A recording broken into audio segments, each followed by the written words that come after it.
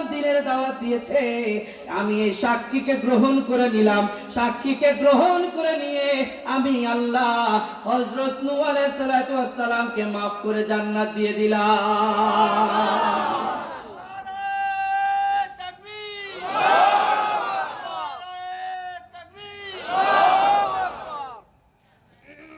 জন্ম আমার নবীর যুগে হলে কেমন হতো, জন্ম আমার নবীর যুগে হলে কেমন হতো। আল্লাহ যদি দিত কতই না কপাল ভালো হতো, ঠিক কি না ভাইরা আমার? সেই নবীর উম্মত আমরা হয়েছি।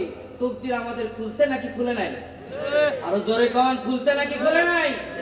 তাহলে সেই নবী যে আমাদেরকে, আল্লাহ পাক যে আমাদের নবীর মাধ্যমে যে কোরআন আমাদেরকে দিয়েছেন, এই কোরআন হক নাকি বাতিল বলেন তো? হক। জোরে কয় না রে হক। আর এই মাহফিলে কি মুরব্বি বেশি নাকি ইয়াংরা বেশি? হ্যাঁ, একটু পরীক্ষা করার দরকার মনে হয়, তাই না? আচ্ছা, যাদের বয়স 40-এর উপরে তাদেরকে আমরা যুবক বললাম। আবার বুড়া করলে মাইন্ডে লাগে, তারা যুবক। আর যারা 40-এর নিচে তারা বুড়া। ঠিক আছে? মনে মনে ভাবতেছে বেজালে ফালাইতেছে। গলা কাশি দেন প্রথমে যুবকেরা। যুবক কারা? এবার দেখা যায় ভুলে বলে, যদি আপনাদেরটা যুবকদেরটা বলে দেয় তাহলে তো কপাল খুলছে। 40-এর উপরে যারা তারা যুবক, আর 40-এর নিচে যারা তারা বুড়া। তাহলে প্রথমে আমরা যুবকের কাছে যাই, একটু গলা কাশি দেন, দেখা যাক, দেখি তাকবীর দিব কাদের আওয়াজটা বেশি হয়। নারে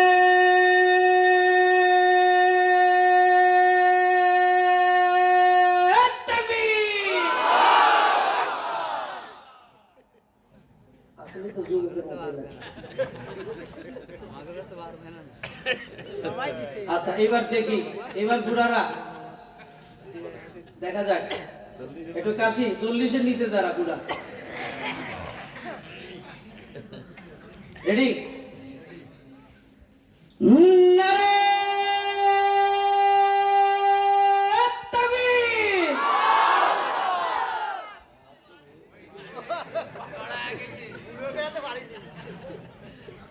আলহামদুলিল্লাহ।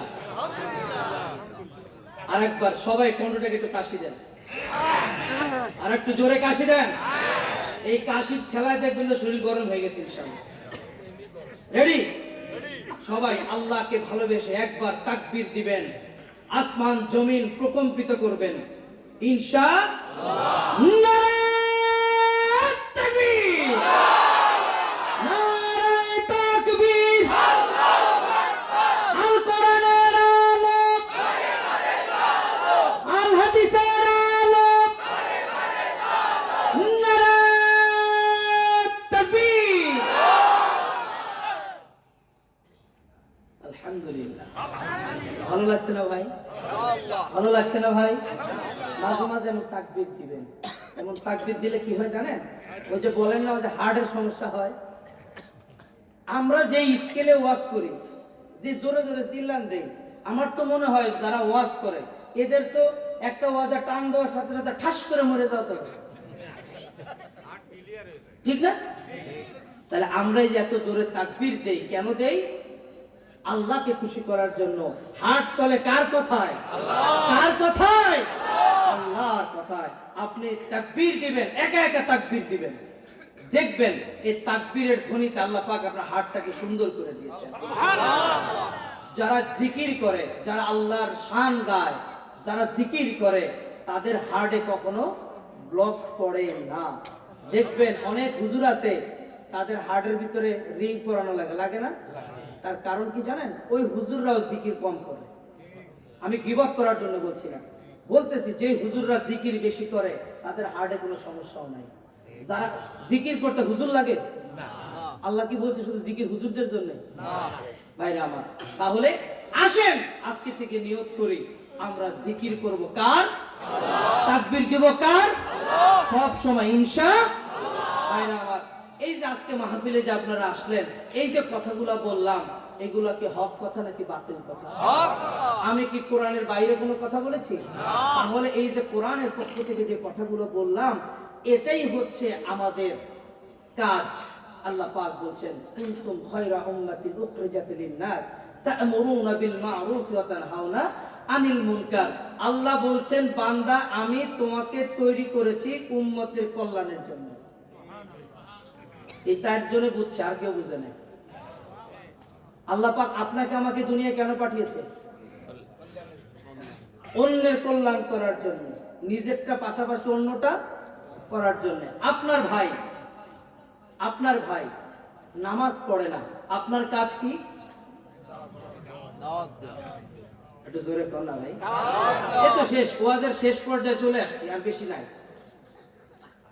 আল্লাহ পাক বলছেন যে তুমি আমার বান্দাকে নামাজের জন্য ডাকো, এটা আপনার কাজ।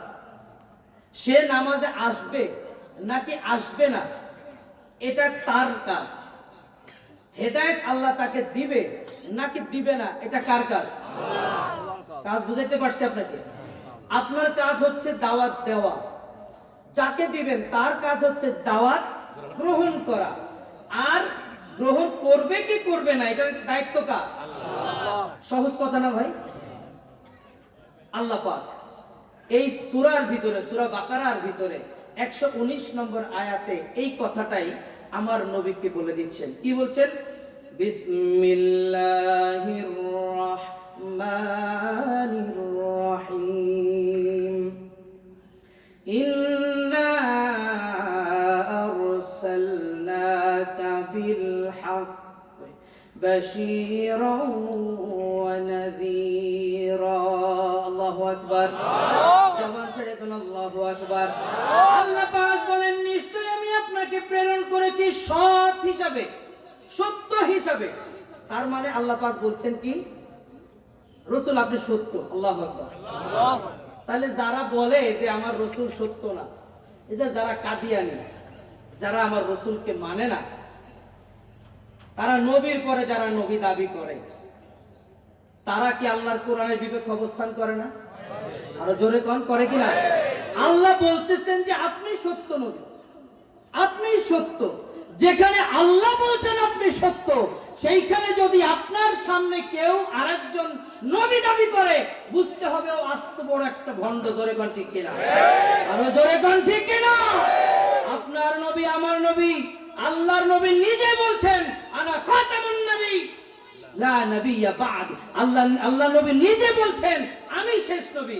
আল্লাহ বলছেন আমার সব নিয়ামতের পরে একটা শেষ নিয়ামত আছে, সেটা কি? মুহাম্মাদুর রাসূলুল্লাহ। আল্লাহর নবীর পরে আল্লাহ পাক আর কোন নিয়ামত দুনিয়ায় পাঠাবেন না। পাঠিয়েছেন? সর্বশেষ নিয়ামত কি? মুহাম্মাদুর রাসূলুল্লাহ সাল্লাল্লাহু আলাইহি ওয়াসাল্লাম। আচ্ছা, আমি যে নিয়ামতের কথা বলেছি কয়টা ভাই? তিনটা না? তাহলে এর ভিতরে আমাদের নবী আছে না? কোরআন আছে না?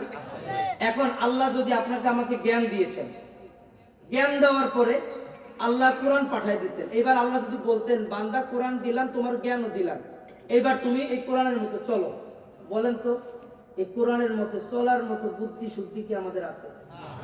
যত জ্ঞানী আমরা হই না কেন, কোরআনের যে ভাষা, কোরআনের যে মর্মার্থ, এগুলা বোঝার জন্য একজন বিচক্ষণ লোক দরকার আছে না নাই? আছে না নাই? এই বিচক্ষণ ব্যক্তিটাকে মুহাম্মাদুর রাসূলুল্লাহ সাল্লাল্লাহু আলাইহি ওয়াসাল্লাম।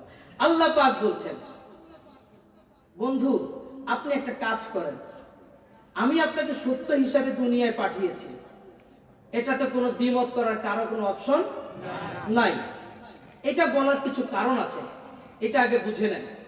ইহুদি এবং নাসারা যারা ছিল ওই সময়, তখন তারা বলে যে মুহাম্মদ তো অনেক ভালো মানুষ। ভালো করে বুঝবেন কথাটা কি বলি। মুহাম্মদ সাল্লাল্লাহু, তিনি তো খুব ভালো মানুষ, তারা যদি আমাদের মতো চলতো, আমাদের কথা শুনতো, তাহলে সে অনেক দামি হতো। এটা কাদের কথা? ইহুদিদের কথা। আর আল্লাহ বলতেছেন যে আপনি সত্য, আপনি সত্য, আর ওরা যা বলতেছে ওরা কি মিথ্যা। এটার দ্বারা তাফসীর যখন আমি পড়ি তখন আমি একটা জিনিস চিন্তা করলাম, ভাই আমার, যারা হক কথা বলে সমাজের ভিতরে তাদেরকে নিয়ে কিছু নাস্তিক মুরতাদ কাফের ইহুদি নাসারারা তার বিরুদ্ধে অবস্থান করে। আস্তে ঠিক না জোরে ঠিক? আপনি বলেন তো, যদি মসজিদের ইমাম সাহেব যদি সুদের বিরুদ্ধে কথা বলে, ওই মসজিদের সেক্রেটারি যদি সুদ খায়, ওই মসজিদের ইমাম সাহেবের চাকরি থাকবে? সভাপতি যদি ঘুষ খায়, মসজিদের ইমাম সাহেব যদি ঘুষের বিরুদ্ধে ওয়াজ করে, ওই ইমাম সাহেবের চাকরি থাকবে? বাদ দিলাম, সুদ ঘুষ খাইলো। এখন তো অনেক মসজিদ বাইরেছে, মসজিদের সভাপতিও ঘুষখোর, সেক্রেটারিও সুদখোর। অনেক মসজিদ আছে, আপনারা বিশ্বাস করবেন কিনা জানি না। কেন রাখে জানেন? একটা কারণে, তাদেরকে দিয়া যে টাকা নেওয়া যায়। কথা ঠিক না? সভাপতি কি কয় জানেন? সভাপতি কয়, ভাই আমার জন্য একটু দোয়া করেন। কি দোয়া করব? যে আমি যেন মসজিদে আরো বেশি করে দান করতে পারি। আমরাও ভালো মনে দোয়া করি, আল্লাহ যেন দান করতে পারে। ওই ব্যক্তি মসজিদের ইমাম সাহেবের কাছে গিয়ে বলে, হুজুর আজকে ইচ্ছা মতো সুদের বিরুদ্ধে ওয়াজ করবেন। কথা বুঝলেন? নিজে খায় কি? ইমাম সাহেবের কি বলতেছে?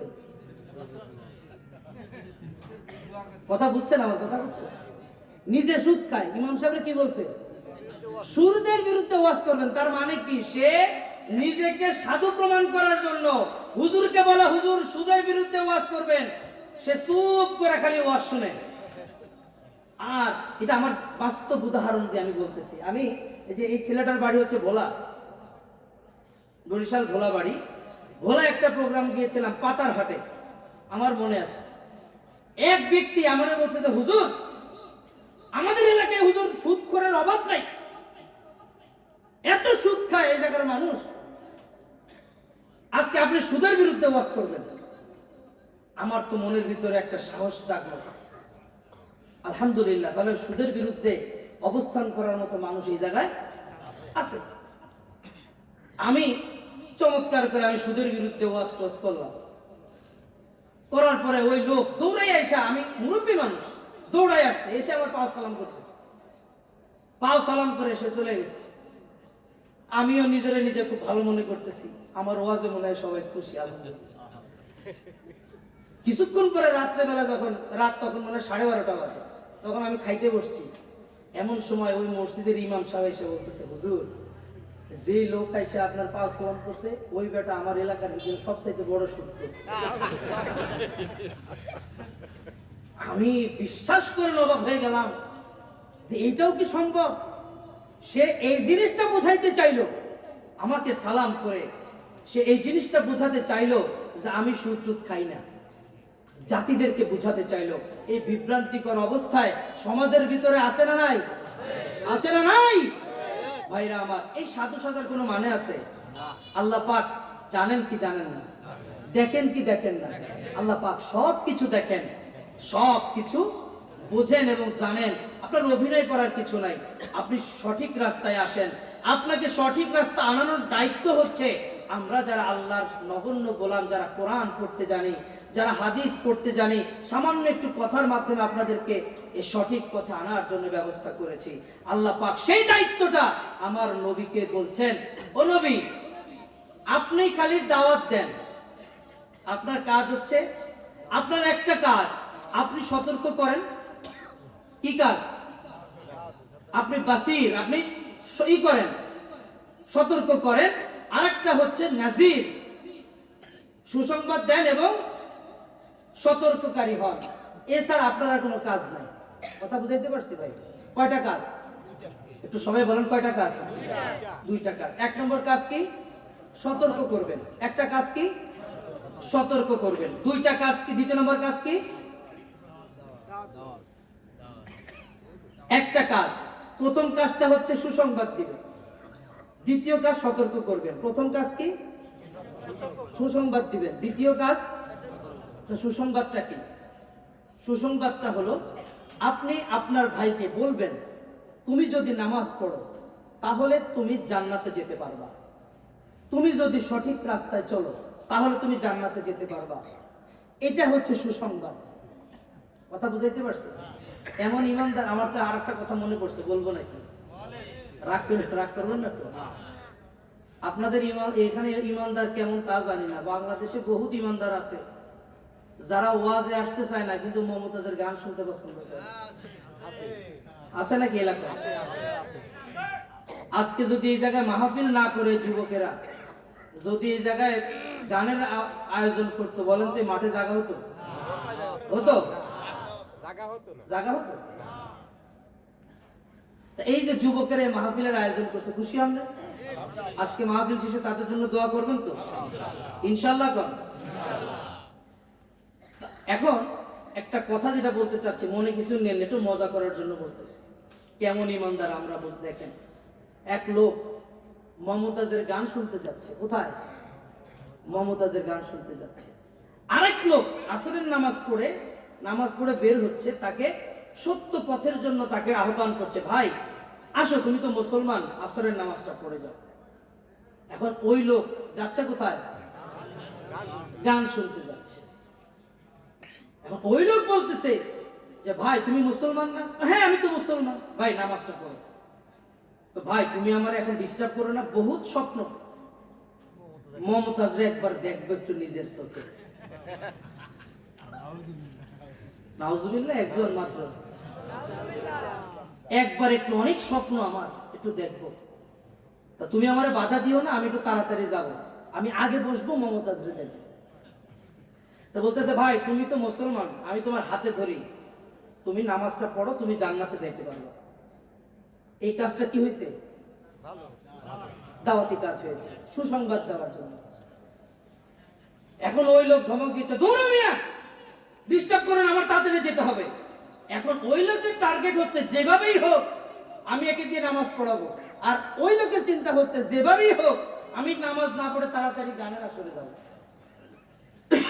এখন ওকে আটকানোর জন্য নামাজি ব্যক্তি একটু বুদ্ধি করছে, বাঙালি কিসে আটকায় এটা তো বাঙালি ভালোই জানে। এখন বলতেছে ভাই তুই যদি নামাজ পড়ো ভাই, তাহলে আমি তোমার 50টা টাকা দিব। কয় টাকা? এমন সময় ওই লোক চিন্তা করতেছে কি, 50 টাকা যদি পাই তাহলে তো ভালোই হয়, তাহলে আর পায়ে হেঁটে যাওয়া লাগবে না, রিক্সা দিয়ে বা ভ্যান দিয়ে তাড়াতাড়ি যাইতে পারবে। সে কি করছে, আস্তে করে যায় আসরের নামাজ পড়ে এসে বলতেছে ভাই তাড়াতাড়ি দাও, আমার 50 টাকা দাও। এখন বলতেছে ভাই তুমি যে নামাজ পড়ছো, লাভ কি তোমার হয়েছে না আমার হয়েছে? ভাই এত কথা বলো না তো ভাই, তুমি নামাজ পড়তে বলছো, নামাজ পড়ছি, এখন টাকা দাও। বলতেছে ভাই লাভ কি তোমার হয়েছে না আমার হয়েছে?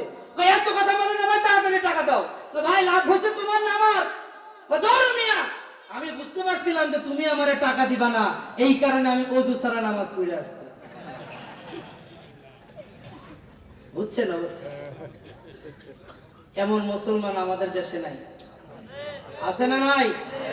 মুসলমানের ঘরে জন্ম নিলেই মুসলমান বলা যায় না, আব্দুর রহিম করিম নাম রাখিলেই আসল মুসলমান হয় না। কিছু কাজ করতে হয়, কিছু কাজ ছাড়তে হয়, নইলে মুসলমানের পুণ্য থাকে না। মুসলমানের ঘরে জন্ম নিলেই মুসলমান বলা যায় না। আব্দুর রহিম করিম নাম রাখিলেই আসল মুসলমান হয় না, ঠিক না? নাম রেখেছে ইমান আলী, খালি করে তালিবালি, নামাজেরই বললে কথা, বলে প্যান্টটা পেশাব মাখা। কথা কয় না? সারা সপ্তাহ মসজিদ খালি, জুমার দিনে ঠেলা ঠেলি। জুমার দিনে মসজিদে জায়গাই দেওয়া যায় না, কথা ঠিক না? এমন মুসলমান আছে না নাই? ভাইরা আমার, তাদেরকে হেদায়েতের পথে আনার জন্যই আল্লাহ রাব্বুল আলামিন বলছেন, ও বন্ধু আপনাকে আমি দুইটা দায়িত্ব দিয়ে পাঠাচ্ছি। এক, আপনি কি করবেন? সুসংবাদ দেন, আপনার উম্মতদেরকে সুসংবাদ দেন। তোমরা যদি দিনের পথে চলো তাহলে তোমাদের জন্য জান্নাত বরাদ্দ রয়েছে। সুবহানাল্লাহ বলতে মনে চাইলো না? এটা জবান ছেড়ে বলেন না সুবহানাল্লাহ। আপনি যদি আল্লাহর পথে চলেন, রাসূলের মতে চলেন, তবেই আপনার জন্য আমার জন্য বরাদ্দ কি? জান্নাত। 2 নাম্বার আল্লাহ পাক বলছেন আপনি তাদেরকে সতর্ক করুন। তাদেরকে সতর্ক করতে বলছে? আপনাদেরকে, আমাদেরকে। এখন আল্লাহর নবী নাই, আমাদের সবার দায়িত্ব আমার ভাই যেন কি না করে, অন্য পথে না যায়, অপরাধ না করে, ঠিক কি না?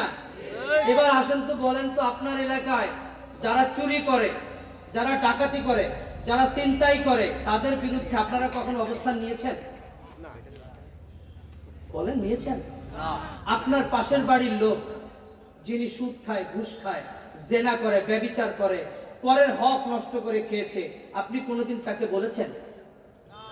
কখনো বাধা দিয়েছেন? এবার আসেন, এই যে চমৎকার একটা কথা বলেছে, সাহসে কোলা না, এটাই বাস্তব, এটা সত্য কথা। সাহসে কি করে না? কুলায় না। চিন্তা করি, আমি যদি ওর সাথে কিছু করতে যাই, আমারে যদি মারে, আমি যদি কিছু বলতে যাই আমার নামে যদি মামলা দেয়, আমি যদি কিছু করতে যাই আমাকে যদি দল বলে সে আমার পরিবারকে ক্ষতি করে, ঠিক কিনা? জোরে কোন ঠিক কিনা? ও ভাই, আমি আগেই একটা কথা বলেছি, আবারও বলছি, এই দুনিয়ায় আপনি আসছেন কয়বার, যাবেন কয়বার, কতটুকু হায়াত আপনাকে দিয়েছে আল্লাহই জানে। সামান্য 50-60 বছর দিছে। 50-60 তো অনেক বছর। ধরে নিলাম আপনার বয়স 100 বছর। কত? আমি ধরে নিলাম এখানে যারা আছেন সবার বয়স 100 বছর। আপনি কি জানেন আখিরাতের তুলনায় আপনার দুনিয়ার এই 100 বছরের সময় কতটুকু? 2 সেকেন্ড। কয় সেকেন্ড? যদি কেউ 100 বছর বাঁচেন, কয়শো বছর? আখিরাতের মাত্র 2 সেকেন্ডের হায়াত আপনাকে আল্লাহ পাক দুনিয়ার ভিতরে দিয়েছেন। কয় সেকেন্ড? কিসের গর্ব করেন? কিসের অহংকার করেন? কোন পদের লোভের আশায় অহংকার করেন? কিসের তাকব্বুরি করেন? আল্লাহ পাক আপনাকে আমাকে মাত্র 2 সেকেন্ড সময় দিয়ে পরীক্ষার জন্য দুনিয়া পাঠিয়েছেন। এই 2 সেকেন্ডের ভিতরে আপনি যদি আল্লাহর কাজ করতে গিয়ে, আল্লাহর দ্বীন প্রচার করতে গিয়ে, আল্লাহর দ্বীন কায়েম করতে গিয়ে নিজের জীবনকে যদি দিতে পারেন, খোদার কসম কিয়ামতের ময়দানে আল্লাহ পাক আপনার জন্য রাসূলের সাথে শাফায়াত বরাদ্দ করে রেখেছেন।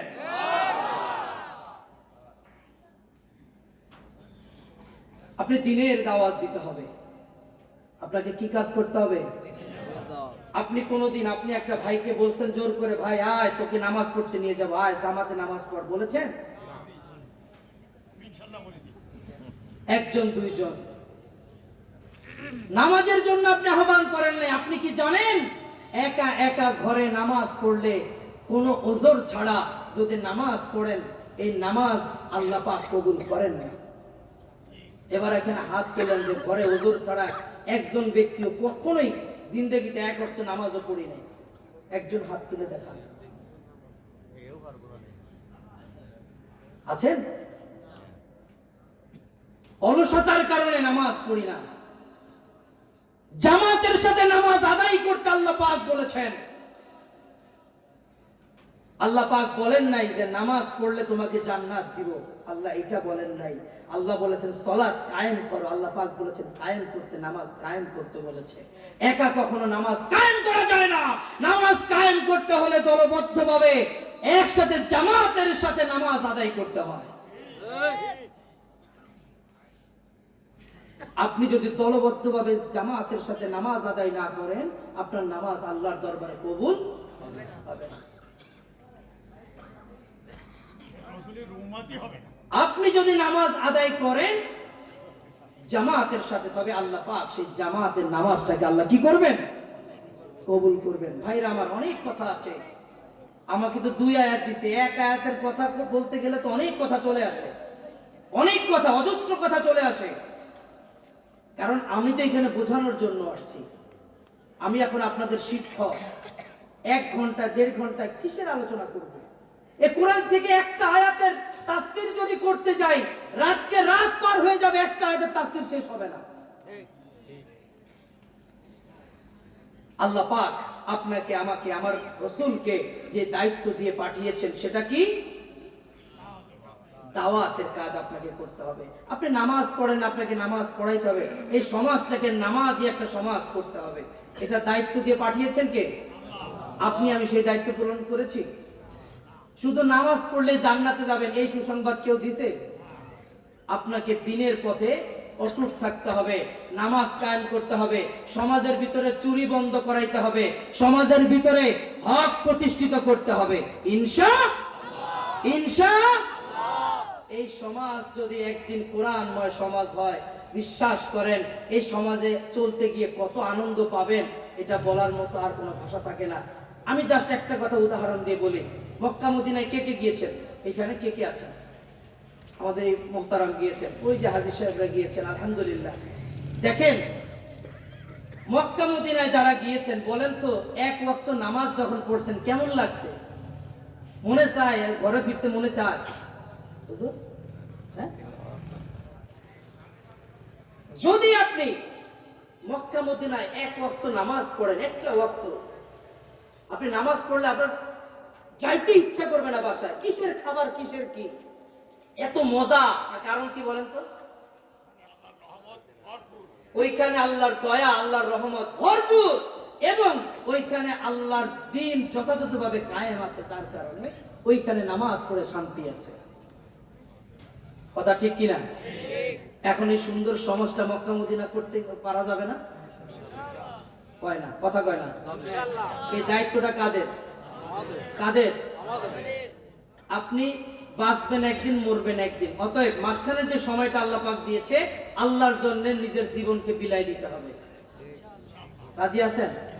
আমি এবার দেখতে চাই আমার আল্লাহর জন্য, আমার আল্লাহর জন্য, আমার রসুলের জন্য, আমার আল্লাহর রসুলের জন্য যে ইসলাম এসেছে, এই ইসলামের জন্য নিজেদের জীবনের রক্ত যদি মসজিদের ইমাম সাহেব চায়, মসজিদের ইমাম সাহেব যদি আপনাদেরকে জিহাদের ময়দানে আহ্বান করে, ওই ময়দানে সোচ্চার হয়ে নিজের জীবনকে বিলিয়ে দেওয়ার জন্য কে কে রাজি আছেন? দুই হাত তুলে আল্লাহকে দেখিয়ে দেন।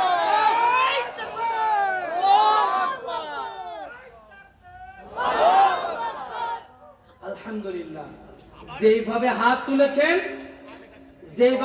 তুলেছেন, দেরি হয়েছে? আপনারা যদি এই ওয়াদা ঠিক রাখতে পারেন, আল্লাহ পাক যতটুকু সময় আপনার লেগেছে হাত তুলতে, তার আগে দুনিয়ার থেকে আপনি চক্ষু বন্ধ করার সাথে সাথে আপনার এই ছোট্ট ওয়াদার কারণে আল্লাহ পাক জান্নাতে আপনার নসিব লিখে দিবেন। রাজি আছেন ইনশাআল্লাহ? ইনশাআল্লাহ। ভাইরা আমার, তাহলে দুইটা কাজ আপনাদেরকে দিয়ে যাচ্ছি। কয়টা কাজ? দুইটা কাজ। এক নম্বর কাজ কি করবেন? দাওয়াত। কিসের দাওয়াত?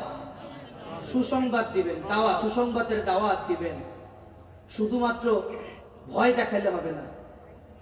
আছে না অনেকে খালি ভয় দেখাতে, মরে গেলে দেখিস জাহান্নামে পড়বি, জাহান্নামে পড়বি, জাহান্নামে পড়বি, কয় না? তারা তো জান্নাতের কথা বলেন না। জান্নাত এমন একটা নিয়ামত, এমন একটা নিয়ামত, আপনি জান্নাতে ঢুকবেন, আল্লাহ পাক আপনাকে এমন প্রশান্তির একটা বাতাস দিবে, যে বাতাসের সামান্য একটু বাতাস যখন আপনার গায়ে লাগবে, আপনি জিন্দেগিতে যত কষ্ট করেছেন, কবরের ভিতরে যত কষ্ট করেছেন, সব কষ্ট আপনার ওই সামান্য একটু বাতাসের কারণে সব ভুলে যাবে। তো জবান ছেড়ে কর না। সব শেষে একটু কথা বলে যাই, শুনে নেন। আল্লাহ পাক বলবেন, আমার বান্দার ভিতরে এমন কোন বান্দা আছে যে জীবনে একটা বার আমি আল্লাহকে আল্লাহ বলে ডেকেছে, মন দিয়ে একটা বার আমি আল্লাহকে আল্লাহ বলে ডেকেছে। হযরত জিবরাইল আলাইহিস সালাম জাহান্নামের তলদেশ থেকে এক ব্যক্তিকে উঠায় এনে বলবেন, আল্লাহ এই বান্দাটা আপনার জিন্দেগির ভিতরে কোনোদিন একটাবার আপনারে ডাকছে, মাত্র একবার। কয়বার? কয়বার? কয়বার? আল্লাহ ডাক দিয়ে বলবেন, বান্দারে আমার কাছে নিয়ে আয়। আল্লাহ ডাক দিয়ে বলবেন, বান্দারে কি কারণে আমার একবার আল্লাহ বলে ডাকছিলি? ওই বান্দা উত্তর দিবে, আল্লাহ জানি না কেন তোমার একবার ডাকছিলাম, তবে এতটুকু মনে আছে একবার বিপদে পড়েছিলাম আল্লাহ, অনেক বিপদে পড়েছিলাম। তখন আমার কেন জানি মনে হয়েছিল একমাত্র আমার আল্লাহ, আপনি ছাড়া আমার আর কেউ নাই। ও আল্লাহ, ওই একটাবার আমি আপনাকে একবার মন থেকে আল্লাহ বলে ডাকছিলাম। আল্লাহ তখন ডাক দিয়ে বলবে, বান্দারে সত্যি কি মন দিয়ে ডাকছিলি? বান্দা বলবে, আল্লাহ কিয়ামতের ময়দানে এখন আর মিথ্যা বলার কোনো সুযোগ নাই। আল্লাহ সত্য করে বললাম, একমাত্র তোমাকে ভালোবেসে সেই দিন আল্লাহ বলে ডেকেছিলাম। কেমন রহমান কেমন রহিম আমরা পেলাম। আল্লাহ পাক ডাক দিয়ে বলবেন, বান্দারে তুই যেহেতু আমার একটাবার অন্তরে থেকে আল্লাহ বলে ডেকেছিস, বল আমার কাছে কি চাস, বল আমার কাছে কি চাস। তুই আমার কাছে এখন যা চাবি আমি আল্লাহ তোর সব চাওয়া আমি পূরণ করে নেব। কয়বার ডেকেছে? কয়বার? জাহান্নামী ব্যক্তি এবার আল্লাহকে ডাক দিয়ে বলে, আল্লাহ আমি যে গুনাহ করেছি আমি তো তোমার কাছে বড় কিছু পাওয়ার আশা করতে পারি না আল্লাহ। শুধুমাত্র একটা কথা বলি, জাহান্নামের আগুনের ভিতরে পুড়তে পুড়তে কয়লা হয়ে গেছি আল্লাহ, আর জাহান্নামের আগুন সহ্য করতে পারি না। তুমি যদি দয়া করে মায়া করে আমার একটু জাহান্নামের আগুন থেকে উঠাই নিয়ে জাহান্নামের আগুন থেকে যদি একটু দূরে রাখতা, আল্লাহ খুশি হয়ে যেতাম। আল্লাহ তখন ডাক দিয়ে বলবে, ও বান্দা আর কিছু চাস না তো? বলে, না আল্লাহ আর কিছু চাইবো না। ও জিব্রাইল, আমার বান্দা যা বলছে লিখিত রাখ, লিখিত রাখ, যেন পরে এটা সাক্ষী হয়ে থাকে।